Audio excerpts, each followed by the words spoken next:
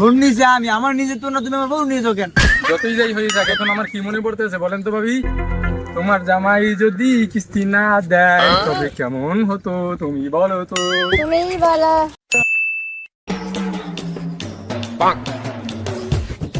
ভাই আপনি কারে খোঁজেন?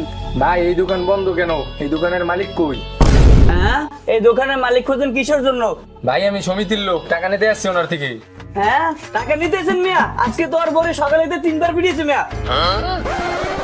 আমি তো এত কিছু জানি না ভাই, আমি তো ওই জায়গায় চাকরি করি, টাকা না নিয়ে গেলে আমার তো চাকরি থাকবে না ভাই। আচ্ছা ঠিক আছে, তাহলে চলেন ভাই, নাইটের খেলে আবার আমার কিছু করেন না। আচ্ছা ঠিক আছে ভাই। আবার দেখেন ওর সামনে দিয়ে আবার উল্টাপাল্টা কথা বললেন না। ওই বের আমার কাছে কিসের টাকা ভাই, আর ধরে আমার বাড়ি নিয়ে আয়, হাতটা বান্ধি কিন্তু ঝুলে রাখবো, আমার মাথা গরম হলে কিন্তু সমস্যা আছে।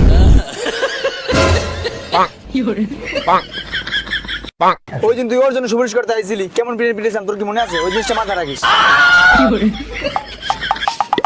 ভাই ওর অবস্থা বেশি খারাপ, আমার একা রেখে যাইয়েন না ভাই। আরে ভাই আপনি মারবেন আমারও মারবেন, এর মধ্যে আমি নেই।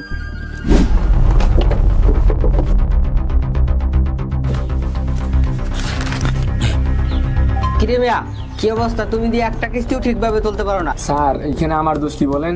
আমি যখন টাকা উঠাইতে যাই, কিছু কিছু মানুষ আছে যারা ভাইগে যায়, আর কিছু মানুষ আছে উল্টা আমারই ধমকি দেয়, মানে ওরা টাকা দিবে না উল্টা আমারই ধমকি দেয়।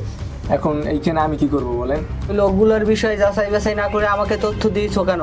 এগুলো তো তোমারই দোষ। তুমি যদি প্রতিদিন এরকমের করো, একটা কিস্তিও ঠিকভাবে না তুলতে পারো, তো কালকে থেকে তোমার জবে আসা লাগবে, রিজেন দিয়ে চলে যাও। ভাই এখন আমি কি করব বলেন? আমি তো টাকা না নিয়ে গেলে আমার চাকরি থাকবে না। ভাই একটা কাজ করুন, ওর সংসার থেকে টাকাগুলো উঠেই নেন। আচ্ছা ঠিক আছে ভাই। ঠিক আছে, তুই ওর ভালো মতো করে বুঝাই দিস ভাই যে এসকে রায়হান কেটা, আমার মাথা মতো গরম হলে কিন্তু। ভাই ওই ভাই কি হয়েছে? আরে বন্ধু তেমন কিছু নেই, একটা সাইন করে দে। কই কলম দে। ঠিক আছে যা। হ্যাঁ হ্যালো। আচ্ছা ঠিক আছে তাহলে যান ভাই। আচ্ছা ঠিক আছে ভাই। কেমন দিলাম বন্ধু? আরে বন্ধু তুই তো আজকে ফাটাই দিয়েছো, চল চা খাই। খালি চা খাই, পান খাবি না? আর যা খাও খাই। শালা কত কলার বাইরে বসে বসে খামু, হাতে টাকা পয়সা নাই, আবার যে কিস্তির যে ঝামেলা গেছে, মাসে সঞ্চয় ছিল এর জন্য কিস্তি বাইসে গেছে, এ মাসে শালার সঞ্চয় নাই, আর শালার কাছে বন্ধুরাও নাই। আজকে তো আবার স্যারের কিস্তি নিতে আসার কথা, আমার বউরে বাড়ির দেবো ফোন দিয়েছে যে বাড়ি নাকি বাজারও নাই। এখন যে কই যে টাকা পাই, দেখি বাজার যাই, কিছু দান্দা টান্দা করাটা যায় না। কিরে কুলসুমা না, আমার বউ কিস্তির সাথে ব্যাপারটা কি দেখতে? ভাই সরেন সরেন, রাস্তার মধ্যে ঝামেলা করেন না, আপনার বউ আর এখন আপনার নাই, সরেন। তুই আমার অন্য জায়গায় নিকে আসছিস? বাবা বউ আরেকজনের সাথে পালিয়ে যাচ্ছে, নিকাহ করেছে তাই না?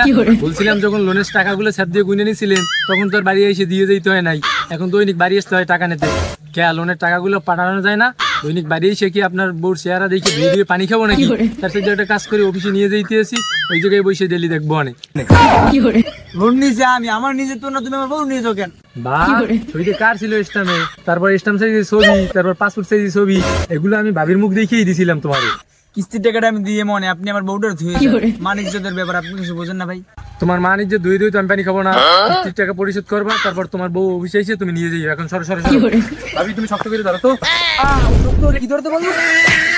যতই যাই হয়ে যাক, এখন আমার কি মনে পড়তেছে বলেন তো ভাবি, তোমার জামাই যদি কিস্তি না দেয় তবে কেমন হতো তুমি বলো তো।